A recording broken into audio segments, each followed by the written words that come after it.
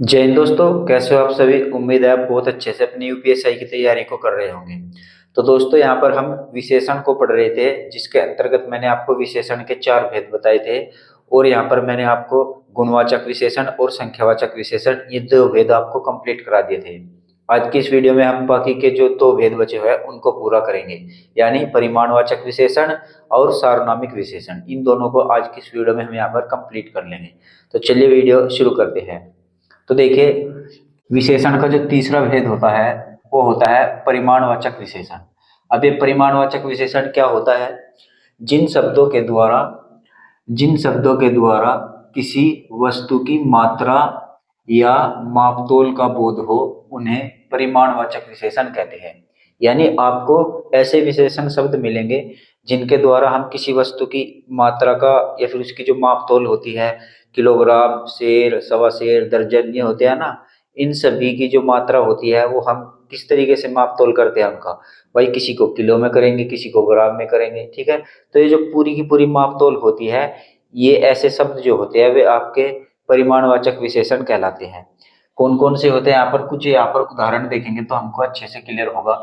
जैसे कि यहाँ पर कम, थोड़ा, अंशतः, कुछ, दर्जन। यहाँ पर ये आपके जो विशेषण दिए गए हैं वो परिमाणवाचक विशेषण है, यानी ये किसी के परिमाण को बता रहे हैं, किसी की यहाँ पर मात्रा को बता रहे हैं। जैसे कि यहाँ पर हम कम पानी पियो। अब देखिए, पानी की मात्रा बता रहे हैं, कम पानी पियो। तो यहाँ पर पानी की क्या विशेषता बताई? पानी की विशेषता बताई कि यहाँ पर कम पानी पियो। और जो ये कम हो जाएगा ना, ये अपने आप में परिमाणवाचक विशेषण हो जाएगा, क्योंकि ये पानी का परिमाण यहाँ पर बता रहा है, पानी की मात्रा यहाँ पर बता रहा है। जैसे कि यहाँ पर थोड़ा, थोड़ा घी दो। जैसे कि थोड़ा घी दो। अब देखिए, घी का परिमाण यहाँ पर बता रहा है कि घी जो देना है हमको वो थोड़ा दो, यानी कि कम मात्रा में दो। तो यहाँ पर घी की मात्रा बताई जा रही है ना, थोड़ा से, इसलिए परिमाणवाचक विशेषण होगा। जैसे कि अंशतः ऐसे ही शब्द हो जाएगा। ऐसे यहाँ पर दर्जन हो जाएगा, 1 दर्जन केले दो। अब केले का परिमाण यहाँ पर बता रहा है कि नहीं बता रहा है? केले की यहाँ पर मात्रा ही तो बताई जा रही है। 1 दर्जन केले दो, यानी कि 1 दर्जन केले अगर यहाँ पर कह रहा है तो यहाँ पर केलों का यहाँ पर परिमाण बता रहा है। तो ये परिमाणवाचक विशेषण होते हैं। और जैसे कि यहाँ पर आपने देखा होगा, कहीं पर तो यहाँ पर निश्चित संख्या आ रही है, जैसे कि 1 दर्जन। 1 दर्जन में कितने होते हैं? 12 केले होते हैं। तो यहाँ पर हमें 1 दर्जन जब हम नाम लेंगे तो वहां पर हमको निश्चित हो जाएगा कि यहाँ पर निश्चित संख्या के बारे में बता रहा है, यानी 12 केलों के बारे में बता रहा है। लेकिन यहाँ पर जैसे कि कुछ केले दीजिए, यहाँ पर केलों की संख्या निश्चित नहीं हो रही, तो इसका मतलब यहाँ पर अनिश्चित यहाँ पर संख्या हो जाती है। तो यहाँ पर कहने का मतलब ये है, जो परिमाणवाचक विशेषण होता है ना, वो 2 प्रकार का होता है। एक निश्चित परिमाणवाचक विशेषण और एक हो जाएगा अनिश्चित परिमाणवाचक विशेषण। अब इन दोनों को यहाँ पर अलग अलग करके देखते हैं और अच्छे से इनके उदाहरण के द्वारा इसको समझते हैं। तो निश्चित परिमाणवाचक विशेषण किसको कहते हैं? जिन विशेषण शब्दों से किसी वस्तु की निश्चित मात्रा का, यहाँ पर देखिए निश्चित मात्रा या मापतोल का बोध हो, उसे यहाँ पर निश्चित परिमाणवाचक विशेषण कहते हैं। यानी ऐसे विशेषण शब्द आपको मिलेंगे जिनसे किसी वस्तु की मात्रा या मापतोल जो होता है या उसका जो परिमाण होता है, उसकी निश्चित मात्रा का यहाँ पर ज्ञान होगा, अनिश्चित मात्रा का नहीं होगा, निश्चित मात्रा का बोध होगा। तो उनको यहाँ पर निश्चित परिमाणवाचक विशेषण कहेंगे। जैसे कि यहाँ पर उदाहरण देख लीजिए, 4 गज कपड़ा दीजिए। अब देखिए, यहाँ पर गज जो है ये कपड़े की क्वांटिटी को मापता है, कपड़े को मापता है। भाई, कपड़े को गज में भी तो मापते हैं ना, कि 2 गज कफन का कपड़ा बोलते हैं, ऐसे गानों में भी सुना होगा आपने। तो गज की मात्रा यहाँ पर बता दी 4 गज, यानी यहाँ पर मात्रा को निश्चित कर दिया 4 गज। अब ये क्या हो जाएगा? आपका निश्चित परिमाणवाचक हो जाएगा। तो 4 गज कपड़ा चाहिए, तो यहाँ पर निश्चित परिमाणवाचक विशेषण हो जाएगा, ठीक है। जैसे कि और उदाहरण देखेंगे, यहाँ पर माँ ने 1 तोला हींग खरीदा। अब देखिए, 1 तोला हींग खरीदा, 1 तोला यहाँ पर क्या हो जाएगा? निश्चित हो जाएगा।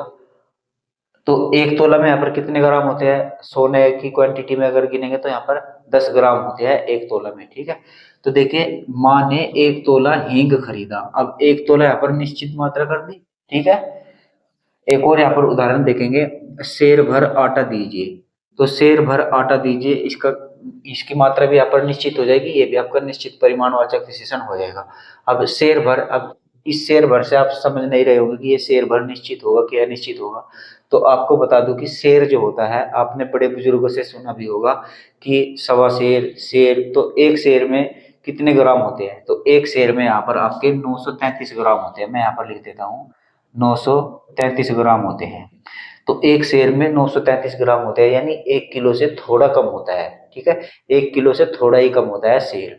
तो एक सेर का मतलब होता है 933 ग्राम। ये इसकी मात्रा हमको यहाँ पर मालूम है कि एक सेर में 933 ग्राम होता है। और जब यहाँ पर कहेंगे कि सेर भर आटा दीजिए, इसका मतलब यहाँ पर 933 ग्राम आटा दीजिए, ऐसे समझ जाते हैं।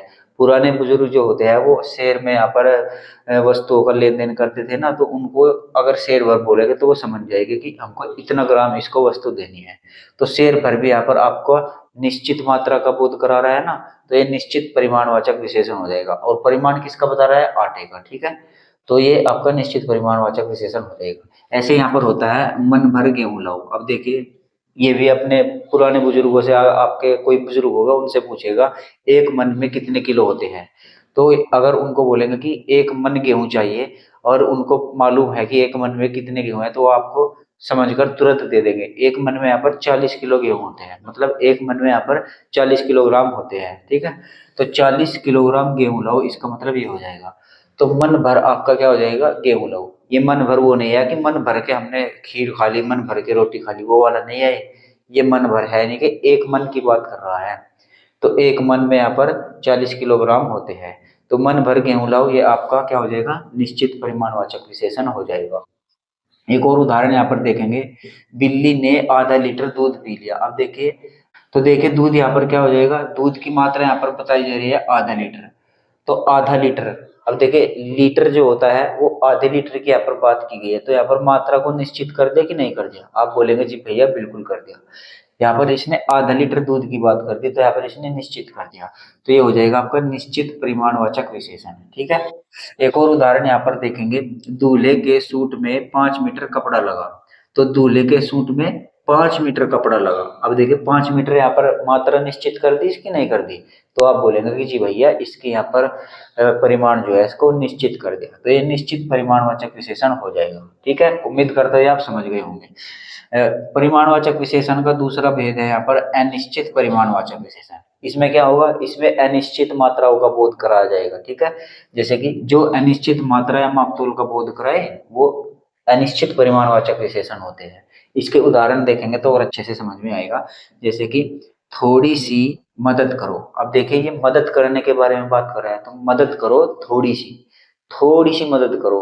तो यहाँ पर मात्रा तो निश्चित नहीं की गई, तो ये हो जाएगा आपका अनिश्चित परिमाणवाचक विशेषण। थोड़ी सी क्या होगा आपका, अनिश्चित परिमाणवाचक विशेषण। जैसे एक और उदाहरण यहाँ पर देखेंगे, राशिद बहुत खाता है। अब ये देखिए बहुत जो है, राशिद खाता है, बहुत खाता है, मात्रा तो निश्चित नहीं की भाई, बहुत खाता है। अब बहुत में क्या आपका कितना खाता होगा, तो बहुत भी आपका क्या हो जाएगा, अनिश्चित परिमाणवाचक विशेषण हो जाएगा। ठीक है, बहुत का मतलब हो जाता है अनिश्चित, यानी मात्रा निश्चित नहीं है। ठीक है, तो ये आप समझ गए होंगे।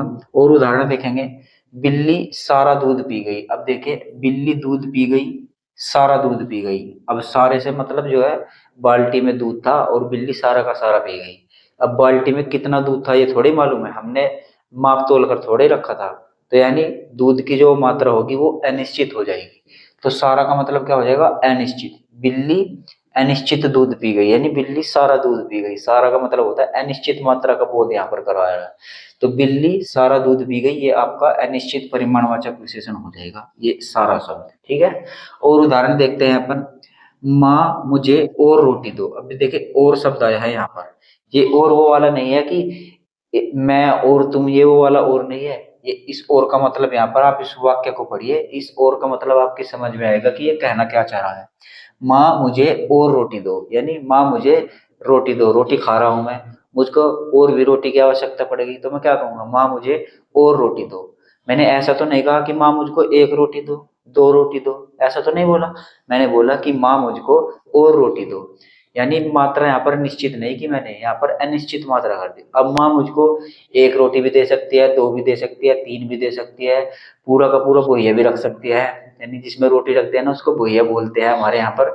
तो यहाँ पर माँ मुझको और रोटी दो, और का मतलब यहाँ पर अनिश्चित मात्रा का यहाँ पर बोध करा रहा है, यानी अनिश्चित रोटी यहाँ पर मैंने मांग ली। माँ कितनी भी रोटी मुझको दे सकती है, क्योंकि मैंने यहाँ पर स्पेसिफाई नहीं किया कि माँ मुझको इतनी रोटी दो, बस बोल दे कि माँ मुझको और रोटी दो, अब माँ एक रख दे, दो रख दे, तीन रख दे, वो उसकी मर्जी है। तो ये अनिश्चित परिमाणवाचक विशेषण हो जाएगा कि नहीं हो जाएगा? बिल्कुल हो जाएगा। तो और क्या है आपका अनिश्चित परिमाणवाचक विशेषण। जैसे कि यहाँ पर एक और उदाहरण देखते हैं, कुछ चावल दे दो। अब देखिए चावल यहाँ पर कुछ दे दो, ये भी अनिश्चित मात्रा का बोध करा रहा है, करा रहा है नहीं करा रहा है? कुछ चावल दे दो, ऐसा तो नहीं बोला कि 1 किलो चावल दो या 2 किलो चावल दो, ऐसा तो नहीं बोला। बोला है कि कुछ चावल दो, कुछ का मतलब हो जाता है अनिश्चित, ठीक है। तो अनिश्चित परिमाणवाचक विशेषण हो जाएगा ये कुछ भी। एक और यहाँ पर देखिए उदाहरण, सरकार ने अंशतः प्रतिपूर्ति की। अंशतः मतलब सरकार ने पूरी तरीके से प्रतिपूर्ति नहीं की, अंशतः की है, बहुत थोड़ी सी की है, बहुत कम की है। अंशतः का मतलब हो जाता है बहुत कम, यानी कि पूरी तरीके से नहीं की, अंशतः की। तो सरकार ने अंशतः प्रतिपूर्ति की, तो ये अंशतः जो हो जाएगा ये भी आपका अनिश्चित परिमाणवाचक विशेषण हो जाएगा। तो उम्मीद करता हूँ ये परिमाणवाचक विशेषण आप समझ गए होंगे। तो आइए अब देखते हैं यहाँ पर सार्वनामिक विशेषण, जो कि आपका विशेषण का चौथा प्रकार है। तो सार्वनामिक विशेषण किसको कहते हैं? सार्वनामिक विशेषण, इसे संकेतवाचक विशेषण भी कहते हैं, ये भी बात आपको ध्यान रखनी है। सार्वनामिक विशेषण जो होता है ये आपका संकेतवाचक विशेषण के नाम से भी जाना जाता है। तो देखिए यदि सर्वनाम के तुरंत बाद संज्ञा शब्द आ जाए, यानी सर्वनाम शब्द जो हमने पीछे सर्वनाम चैप्टर पढ़ा था ना, सर्वनाम मूल सर्वनाम की संख्या कितनी बताई थी मैंने आपको? 11 मूल सर्वनाम बताए थे। तो यदि सर्वनाम के तुरंत बाद संज्ञा शब्द आ जाए तो वहां पर सार्वनामिक विशेषण हो जाता है। तो देखिए यदि सर्वनाम के तुरंत बाद संज्ञा शब्द आए तो वहां सार्वनामिक विशेषण होता है। लेकिन यहाँ पर एक बात और ध्यान रखनी होगी। क्या बात ध्यान रखनी होगी? पुरुषवाचक सर्वनाम और निजवाचक सर्वनाम नहीं होने चाहिए। यानी संज्ञा के तुरंत पहले जो सर्वनाम आएंगे ना, वे यहाँ पर पुरुषवाचक सर्वनाम नहीं होने चाहिए और निजवाचक सर्वनाम नहीं होने चाहिए। अब पुरुषवाचक सर्वनाम और निजवाचक सर्वनाम कौन कौन से होते हैं? पुरुषवाचक सर्वनाम होता है मैं, तू, और निजवाचक होता है आप, अपने आप, यानी कि आप या स्वयं, ठीक है। ये मैंने आपको सर्वनाम में बहुत अच्छे से पढ़ा रखा है। अगर आपने वो क्लास नहीं देखी है सर्वनाम की तो एक बार आप वो जाकर देख लीजिए। पूरा का पूरा सर्वनाम मैंने यहाँ पर एक ही वीडियो में कंप्लीट कर रखा है। 35 से 40 मिनट का वो वीडियो है, आप उसको एक बार देख लेंगे तो यहाँ पर आपका अच्छे से क्लियर हो जाएगा। तो यानी यहाँ पर जो संज्ञा के पहले जो सर्वनाम आएंगे ना, वो यहाँ पर पुरुषवाचक सर्वनाम और निजवाचक सर्वनाम नहीं होने चाहिए। जैसे कि यहाँ पर ये देखिए आप, अपना, मैं, तू, स्वयं, ये इत्यादि जो सर्वनाम है ये पुरुषवाचक सर्वनाम और ये निजवाचक सर्वनाम के ही विभक्ति रूप है, कारक विभक्तियां है, ठीक है। तो इस तरीके के सर्वनाम अगर आपके संज्ञा शब्द से पहले यूज हो रखे होंगे तो वहां पर इनका प्रयोग नहीं करेंगे, ठीक है। यानी कि इन सर्वनाम का प्रयोग अगर वहां पर है तो वहां पर सार्वनामिक विशेषण नहीं होगा। बस ये बात आपको ध्यान रखनी है। ये आपकी समझ में नहीं आया होगा, इसको और अच्छे से यहाँ पर हम उदाहरण के द्वारा आपको क्लियर करते हैं। तो देखिए इसके उदाहरण देखेंगे हम यहाँ पर। जैसे कि यहाँ पर देखिए यह गाय सुंदर है। अब देखिए यह जो है ये क्या है? ये एक सर्वनाम है। सर्वनाम है कि नहीं है? ये निश्चयवाचक सर्वनाम है, ठीक है। तो यह जो है ये सर्वनाम है निश्चयवाचक। अब इसके तुरंत बाद यहाँ पर क्या आया है? गाय आया है। और गाय क्या है? गाय एक संज्ञा है। संज्ञा पढ़ाया था ना मैंने आपको। गाय क्या है? संज्ञा शब्द है। और कैसी संज्ञा है? जातिवाचक संज्ञा है, ठीक है। तो देखिए सर्वनाम के तुरंत बाद क्या आ गया?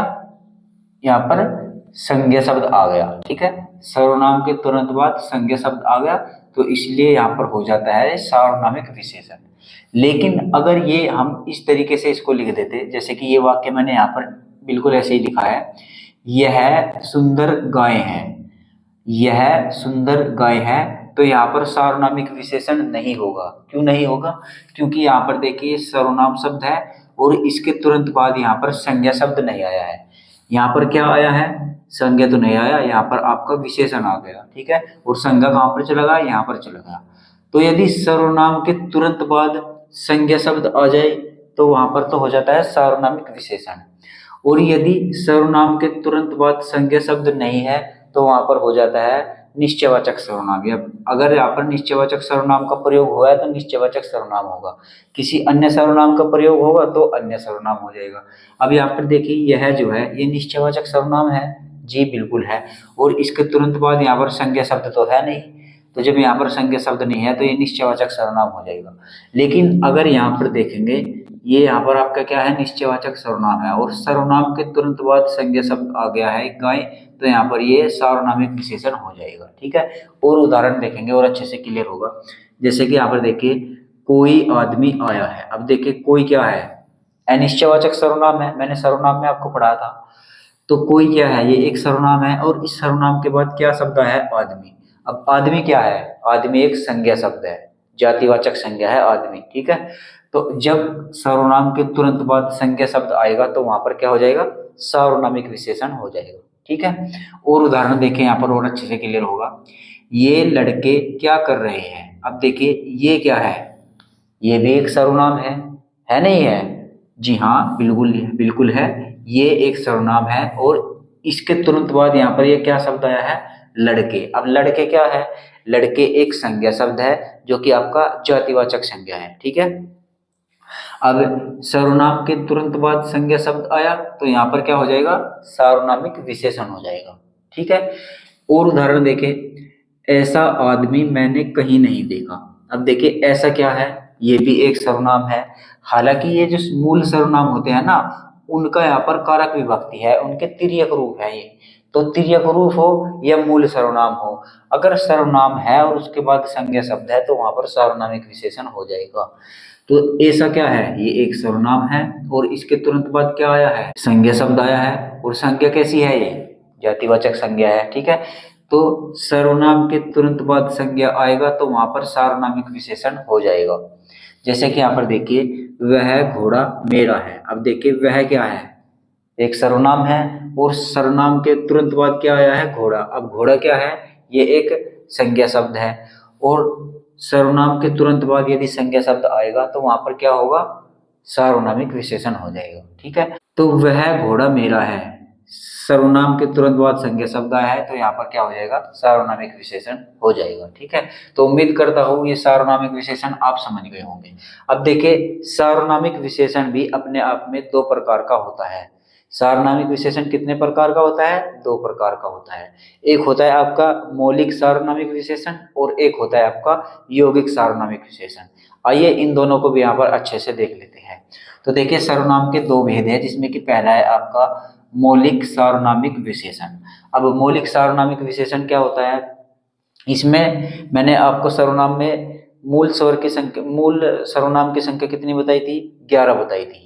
तो मौलिक का मतलब क्या होगा, मूल सर्वनाम। अब देखिए, वे मूल सर्वनाम यानी कि जो मूल सर्वनाम की संख्या है ना 11, वे मूल सर्वनाम यदि संज्ञा के तुरंत पहले आ जाए। ठीक है, जैसे कि यहाँ पर हम सबसे यहाँ पर देखिए, संज्ञा के तुरंत पहले तो यहाँ पर सर्वनाम का प्रयोग कर रहे थे। तो संज्ञा के तुरंत पहले यदि वे मूल सर्वनाम आ जाए, यानी कि टोटल 11 मूल सर्वनाम है कि नहीं है, तो वे 11 मूल सर्वनाम अगर संज्ञा के तुरंत पहले आ जाए तो वहां पर क्या हो जाता है, मौलिक सर्वनामिक विशेषण हो जाता है। आप ऐसे नहीं समझे होंगे, आप इसको उदाहरण के द्वारा समझेंगे तो बहुत अच्छे से क्लियर होगा। लेकिन उसके लिए आपको उन मूल 11 सर्वनामों का पता होना चाहिए। मूल सर्वनाम कौन कौन से होते हैं, जैसे कि यहाँ पर देखिए, यह, वह, कोई, कुछ, जो, सो, कौन, क्या। ठीक है, ये आपके मूल सर्वनाम हो जाते हैं। ठीक है ना, ये मूल सर्वनाम।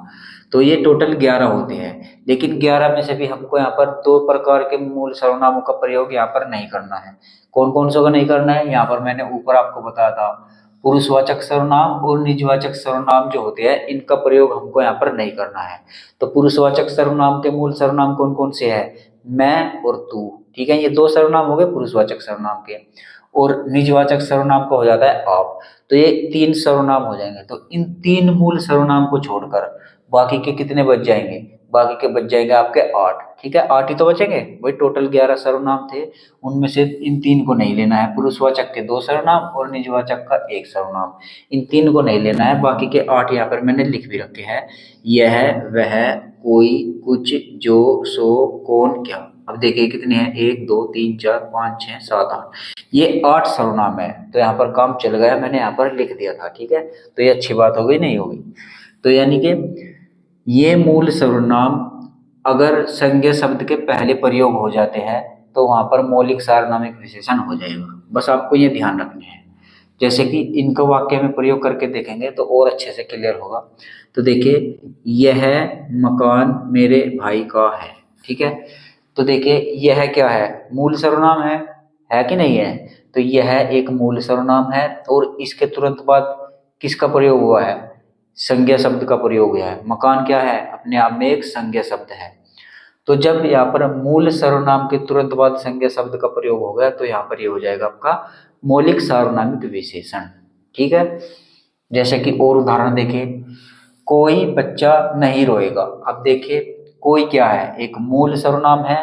ये देखिए, कोई क्या है, ये वाला है ना, यहाँ पर लिख रखा है मैंने, कोई एक मूल सर्वनाम है और इस मूल सर्वनाम के तुरंत बाद संज्ञा शब्द आ गया। बच्चा क्या है, अपने आप में संज्ञा शब्द है।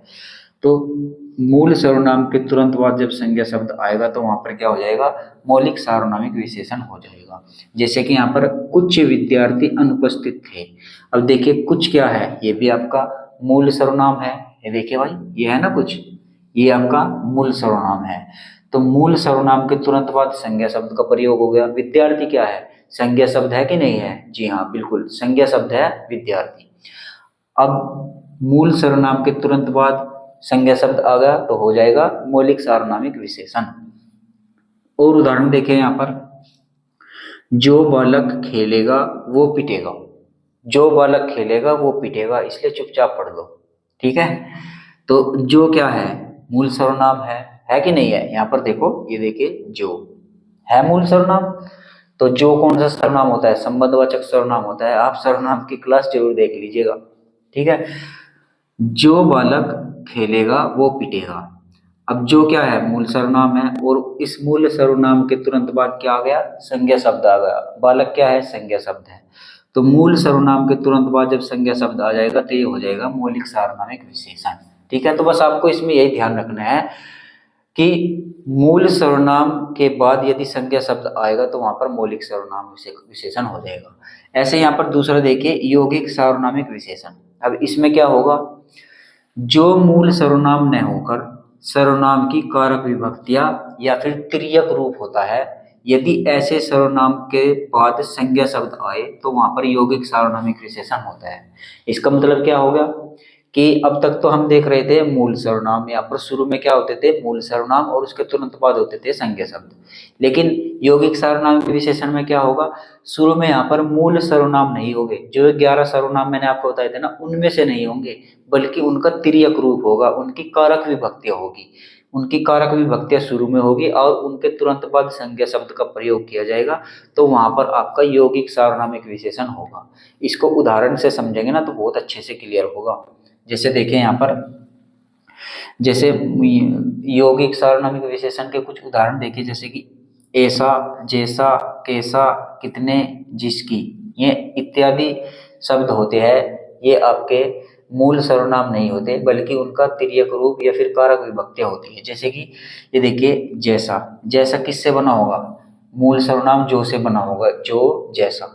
कैसा किससे बना होगा, कौन से बना होगा, ठीक है। कितने, जिसकी किससे बना होगा, ये भी जैसा से बना होगा। यानी ये जो मूल सर्वनाम होते हैं ना, इनकी कारक विभक्तियां होती है, इनके तिर्यक रूप होते हैं।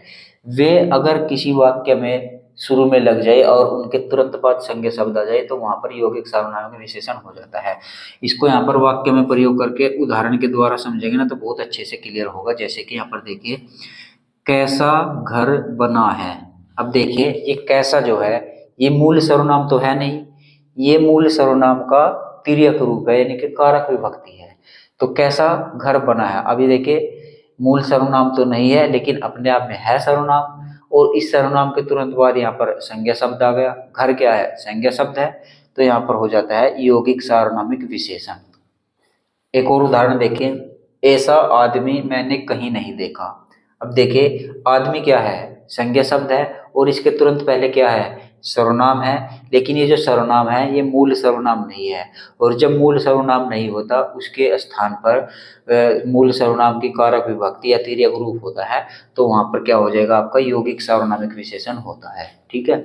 ऐसे यहाँ पर देखिए, कितने आदमी थे। अब देखिए, आदमी क्या है, आदमी क्या है, संज्ञा शब्द है कि नहीं है? जी कहेंगे आप, बिल्कुल संज्ञा शब्द है। और इस संज्ञा शब्द के पहले यहाँ पर ये देखिए कितने, ये एक सर्वनाम है, यानी ये मूल सर्वनाम का तिर्यक रूप है, कारक विभक्ति है। और जब मूल सर्वनाम न होकर उसकी कारक विभक्ति या तिर्यक रूप का प्रयोग किया जाए और उसके तुरंत बाद अगर संज्ञा शब्द आए तो वहां पर क्या होता है? यौगिक सार्वनामिक विशेषण होता है। जैसे कि यहाँ पर देखिए, जैसा देश वैसा भेष। अब देखिए, देश क्या है? एक संज्ञा शब्द है और इसके तुरंत पहले क्या प्रयोग हुआ है? सर्वनाम का प्रयोग हुआ है, लेकिन ये मूल सर्वनाम नहीं है, उसका क्रियाक रूप है। तो यहाँ पर क्या हो जाएगा? ये यौगिक सार्वनामिक विशेषण हो जाएगा। जिसकी लाठी उसकी भैंस। अब देखिए, लाठी एक संज्ञा शब्द है और इसके पहले क्या लगा है यहाँ पर? जिसकी।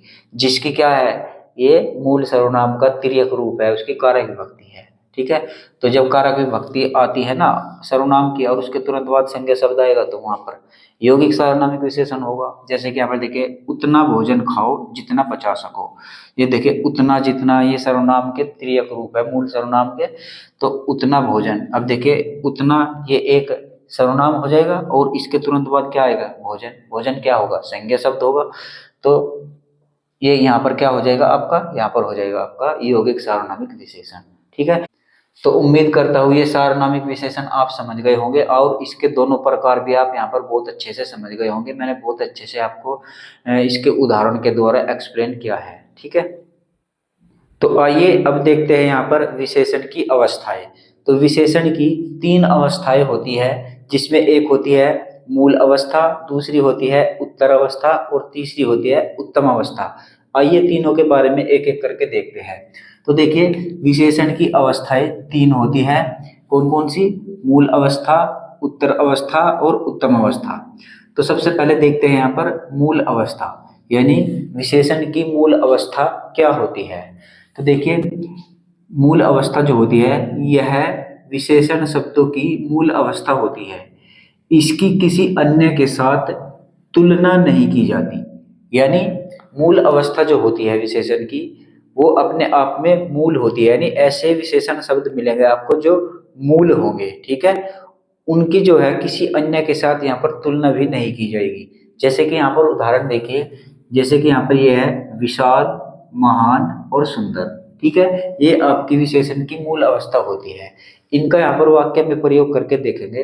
देखिए, जैसे कि यहाँ पर तमन्ना सुंदर लड़की है। अब देखिए, ये जो सुंदर है ये आपके विशेषण शब्द है और ये विशेषण शब्द जो है ये अपनी मूल अवस्था में है। ठीक है, ऐसे ही यहाँ पर देखिए, प्रेमचंद महान कवि है। अब देखिए, जो महान है ये अपने आप में विशेषण शब्द है और ये अपनी मूल अवस्था में है। जैसे कि यहाँ पर हिमालय विशाल है। अब देखिए, इसमें विशेषण शब्द क्या है? विशाल। विशाल अपने आप में विशेषण की मूल अवस्था है। अभी आपकी ये समझ में नहीं आया होगा कि ये मूल अवस्था क्या है, हमारी तो ये समझ में नहीं आ रहा। तो आप थोड़ा सा धैर्य बनाए रखेंगे। जब मैं यहाँ पर आगे के दोनों क्लियर कर दूंगा ना, तो आप बिल्कुल अच्छे से इसको भी समझ जाएंगे। तो तो यहाँ पर आपने ये मूल अवस्था तो देख ली। अब देखिए, इसकी उत्तर अवस्था देखते हैं। इसके बाद आपको ये ऊपर वाला भी ऑटोमेटिक ही समझ में आ जाएगा। जैसे कि देखिए, विशेषण की उत्तर अवस्था क्या होती है? इसमें किन्हीं दो की तुलना की जाती है। यानी इस ऐसे विशेषण शब्द होंगे जिनसे यहाँ पर तुलनात्मक भाव यहाँ पर आपको नजर आएगा, यानी किन्हीं दो की वहां पर तुलना की जाएगी। ठीक है, तो देखिए, इसमें किन्हीं दो की तुलना की जाती है तथा किसी एक को दूसरे से अधिक दिखाया जाता है। यानी एक को जब तुलना करेंगे तो एक को नीचे दिखाएंगे, एक को बड़ा दिखाएंगे, ऐसे ही तो करेंगे। एक के दोष बताएंगे तो दूसरे का यहाँ पर गुण बताएंगे। यानी यहाँ पर दो के बीच तुलना होगी तो एक को कम और एक को ज्यादा ही तो दिखाएंगे। तो एक को दूसरे से अधिक बताया जाता है। और इसमें यहाँ पर देखिए, यहाँ से महत्वपूर्ण है, इसमें केवल तत्सम शब्द, यानी कि जो तत्सम शब्द होंगे, सिर्फ तत्सम शब्दों में यहाँ पर आपका तर प्रत्यय लगेगा। प्रत्यय कहाँ पर लगता है? शब्दों के अंत में लगता है। यानी यहाँ पर जो शब्द होंगे ना, तत्सम शब्द आएंगे। भाई, कुछ ऐसे विशेषण भी होंगे जो तत्सम शब्द होते हैं और जब तत्सम शब्द होंगे विशेषण वाले तो उनके बाद में यहाँ पर तर प्रत्यय लगता है। जैसे कि यहाँ पर देखिए, ये देखिए विशाल। अब देखिए, मूल शब्द क्या था? विशाल था, लेकिन बाद में क्या लग गया? विशाल तर। ठीक है, ये हो गया विशाल तर। अब ये हो गई इसकी उत्तर अवस्था। जैसे कि यहाँ पर मूल शब्द क्या है? महान, और बाद में लग गया तर, अब ये हो गया महान तर। मूल शब्द जैसे कि यहाँ पर सुंदर था और इसमें बाद में लगा है तर प्रत्यय, तो क्या हो गया सुंदरतर। ठीक है, तो विशेषण की मूल अवस्था आपके देखिए विशाल, महान और सुंदर। ठीक है, और इसकी उत्तर अवस्था अगर देखेंगे तो क्या हो जाएगी उत्तर अवस्था, विशालतर, महानतर और सुंदरतर, यानी बाद में इनके तर प्रत्यय लग जाता है। और जब ये तर प्रत्यय लग जाता है तो यहाँ पर क्या होता है, ये यहाँ पर एक की दूसरे के साथ तुलना करते हैं। जैसे कि यहाँ पर इनको हम कुछ उदाहरण के द्वारा समझेंगे। जैसे यहाँ पर देखिए उदाहरण, तमन्ना सोनिया से अधिक सुंदर है। अब देखिए तमन्ना और सोनिया के बीच में यहाँ पर तुलना हो रही है और तमन्ना को यहाँ पर सोनिया से अधिक सुंदर बताया गया है। तो तमन्ना सोनिया से अधिक सुंदर है, या फिर आप इसको ऐसे भी लिख सकते थे, तमन्ना सोनिया से अधिक सुंदर तर है। इसमें बाद में तर प्रत्यय भी लगा सकते हैं। ठीक है, तो ये हो जाएगी आपकी उत्तर अवस्था विशेषण की। और उदाहरण देखेंगे यहाँ पर देखिए, प्रेमचंद्र अज्ञे से महान कवि है। अब देखिए प्रेमचंद की तुलना अज्ञे से की जा रही है और प्रेमचंद को यहाँ पर इससे महान बताया जा रहा है अज्ञे से। तो प्रेमचंद अज्ञे से महान कवि है। अब देखिए यहाँ पर महान है, यहाँ पर हम इसको ऐसे भी लिख सकते हैं महान तर, इसमें बाद में तर भी लगा सकते हैं। तो कैसे पढ़ सकते हैं, प्रेमचंद अज्ञे से महानतर कवि है। ठीक है, ऐसे भी इसको लिख सकते थे। ठीक है, तो प्रेमचंद अज्ञे से महान कवि है, तुलना भी हो गई और बाद में यहाँ पर तर भी लग गया, यानी एक को दूसरे से अधिक भी यहाँ पर दिखा दिया गया। एक और उदाहरण देखें, यहाँ पर हिमालय रॉकी पर्वत से अधिक विशाल है। अब देखिए हिमालय और रॉकी पर्वत की तुलना की कर रहे हैं और हिमालय को रॉकी पर्वत से अधिक बलवान या अधिक विशाल बताया गया है और विशाल यहाँ पर लिखा गया है। तो इसकी उत्तर अवस्था में हम बाद में इसमें तर प्रत्यय भी लगा सकते हैं। ठीक है, उम्मीद है ये दोनों अवस्थाएं विशेषण की आप समझ गए होंगे। तीसरी अवस्थाएं और समझेंगे ना तो आपके बहुत अच्छे से क्लियर हो जाएगा। तो विशेषण की तीसरी अवस्था क्या है, उत्तम अवस्था। इसमें भी तुलना की जाती है, यानी उत्तम अवस्था में भी यहाँ पर तुलना ही की जाती है और किसी एक के गुण या दोष को सबसे अधिक बताया जाता है। यानी यहाँ पर तुलना तो की जाती है लेकिन किसी एक को सबसे अधिक बलवान, सबसे अधिक विशाल बताया जाता है। इसमें केवल यहाँ पर देखिए महत्वपूर्ण लाइन है, इसको आप नोट करिएगा या फिर लिखिएगा, हालांकि मैं इसके नोट्स आपको प्रोवाइड करा दूंगा। इसमें केवल तत्सम शब्दों में तम प्रत्यय लगा होता है। अब देखिए केवल तत्सम शब्द, यानी कुछ ऐसे विशेषण शब्द होंगे जो अपने आप में तत्सम शब्द होंगे, और जब ऐसे विशेषण होंगे जो तत्सम शब्द होते हैं उनमें यहाँ पर उत्तर अवस्था में हम उसके अंत में तम प्रत्यय लगा देते हैं। समझ में नहीं आया होगा, अब आएगा। देखिए यहाँ पर इसके उदाहरण, जैसे कि यहाँ पर देखिए विशालतम। अब देखिए यहाँ पर मूल शब्द क्या था विशेषण का, विशाल था कि नहीं था भाई, मूल शब्द तो विशेषण का ये था विशाल। उत्तर अवस्था में हो जाएगा विशालतर और उत्तम अवस्था में हो जाएगा विशालतम। ये देखिए बाद में इसके तम प्रत्यय जुड़ गया है, जैसे कि यहाँ पर कहा गया है केवल तत्सम शब्दों में तम प्रत्यय लगा होता है। तो देखिए जब इसमें तम प्रत्यय जुड़ जाता है तो क्या बन जाएगा, उत्तम अवस्था बन जाएगा। ठीक है, तो विशालतम। जैसे कि यहाँ पर महान और बाद में इसमें तम प्रत्यय जुड़ गया, ये हो गया महानतम। जैसे कि यहाँ पर सुंदर शब्द था, सुंदर ये एक विशेषण था और इसमें तम प्रत्यय जुड़ गया तो क्या हो जाएगा विशालतम। ये आपके उत्तम अवस्था के उदाहरण होते हैं।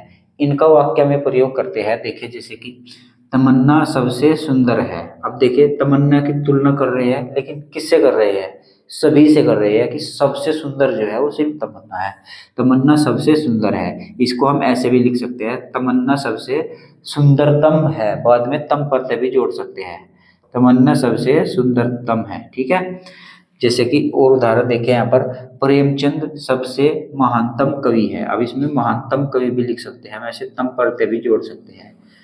तो प्रेमचंद सबसे महानतम कवि है। ठीक है, हिमालय सबसे विशालतम है, हिमालय जो है वो सबसे विशालतम है। ठीक है, तो यहाँ पर देखिए तम प्रत्यय जुड़ेगा तो हो जाएगा आपका उत्तम अवस्था, तर प्रत्यय जुड़ेगा तो हो जाएगा आपका उत्तर अवस्था, और कोई भी प्रत्यय नहीं जुड़ा है, आपका मूल शब्द दिया गया है मूल विशेषण, तो हो जाएगा आपकी मूल अवस्था।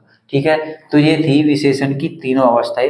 आइए इनके कुछ उदाहरण यहाँ पर लिख दिया है जिनसे आपके और अच्छे से ये क्लियर हो सके। विशेषण की तीनों अवस्थाओं को समझने के लिए यहाँ पर देखिए मैंने एक टेबल बनाई है, आप बहुत अच्छे से यहाँ पर समझ पाएंगे। तो देखिए यहाँ पर तो है आपकी मूल अवस्था, यहाँ पर है उत्तर अवस्था और यहाँ पर है उत्तम अवस्था। अब देखिए मूल अवस्था वाले शब्द ये हैं, उत्तर अवस्था वाले शब्द ये हैं और उत्तम अवस्था वाले शब्द ये है। तो देखिए मूल अवस्था में तो होता है आपका उच्च, और उत्तर अवस्था में हो जाएगा उच्चतर, और उत्तम अवस्था में हो जाएगा उच्चतम। ठीक है, तो उच्च का मतलब होता है ऊंचा, और उच्चतर का मतलब हो जाता है बहुत ऊंचा, और उच्चतम अवस्था का हो जाता है सबसे ऊंचा। ठीक है, ऐसे यहाँ पर हो जाता है आपका निम्न। निम्न का होता है आपका कम, और निम्नतर का होता है बहुत कम, और निम्नतम का मतलब हो जाता है सबसे कम। ठीक है, तो ये आप समझ रहे होंगे, उम्मीद करता हूँ। ऐसे यहाँ पर हो जाता है लघु। लघु का मतलब होता है छोटा, और लघुत्तर का मतलब होता है बहुत छोटा, और लघुत्तम का मतलब होता है सबसे छोटा। ठीक है, तो देखिए छोटा, बहुत छोटा और सबसे छोटा, इस तरीके से इनके अर्थ यहाँ पर निकाले जाते हैं। जैसे कि यहाँ पर देखिए न्यून।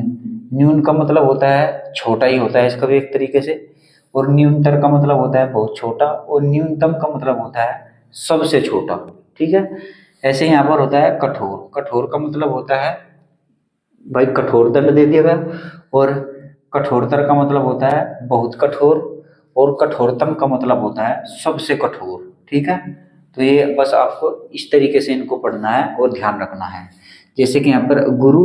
गुरु का मतलब होता है बड़ा, और गुरुतर का मतलब होता है बहुत बड़ा, और गुरुत्तम का मतलब होता है सबसे बड़ा। ठीक है, इस तरीके से ध्यान रखिएगा। ऐसे यहाँ पर देखिए महान। महान का मतलब होता है महान है जो, और महानतर का मतलब बहुत महान, और महानतम का मतलब क्या हो जाएगा सबसे महान। ऐसे यहाँ पर त्रिव, त्रिवतर और त्रिवतर। ठीक है, ये भी आप इसको ध्यान रखिएगा। विशाल, विशालतर और विशालतम। ठीक है, सुंदर, सुंदरतर और सुंदरतम। यानी कि एक तो हो जाएगा सुंदर, और सुंदरतर से हो जाएगा बहुत सुंदर, और सुंदरतम से हो जाएगा बहुत ज्यादा सुंदर, यानी कि सबसे सुंदर। ऐसे यहाँ पर अच्छी, अधिक अच्छी, सबसे अच्छी। ठीक है, ये हमने अपने बेसिक शब्दों में इसका इस्तेमाल करके यहाँ पर लिखा है। ऐसे यहाँ पर महत, महत्तर और महत्तम। ठीक है, तो बस आपको यही ध्यान रखना है। मूल अवस्था होती है विशेषण की ये, और उत्तर अवस्था बनाने के लिए अंत में यहाँ पर तर लगा दिया जाता है, लेकिन यहाँ पर ये तत्सम शब्द होने चाहिए, यानी कि तत्सम शब्दों में ही यहाँ पर तर लगेगा।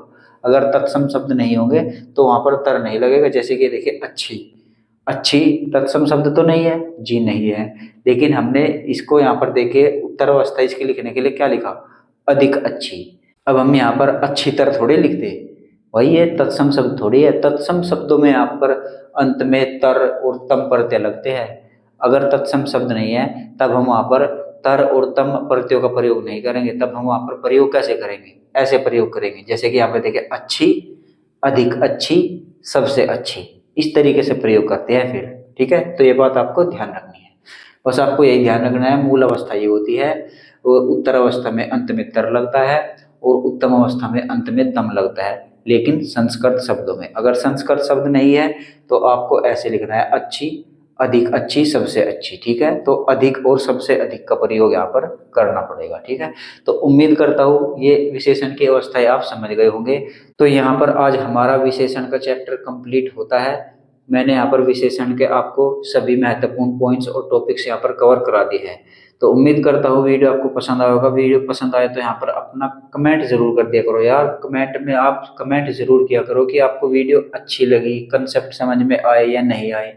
अगर नहीं आए है तो भी आपको वहाँ पर अपने कमेंट्स जरूर देने हैं, जिससे कि मुझको ये पता लग पाए कि मैं जो आपको पढ़ा रहा हूँ वो कहीं पर कामयाब हो भी रहा है या नहीं, या बस मैं ऐसे ही लगा हुआ हूँ। ठीक है, तो आप अपने कमेंट्स जरूर दीजिएगा, पॉजिटिव नेगेटिव जैसे भी देने हो आप, वो आपकी मर्जी है। ठीक है, तो इस वीडियो में बस इतना ही, मिलते हैं अपने अगले चैप्टर में, तब तक के लिए जय हिंद।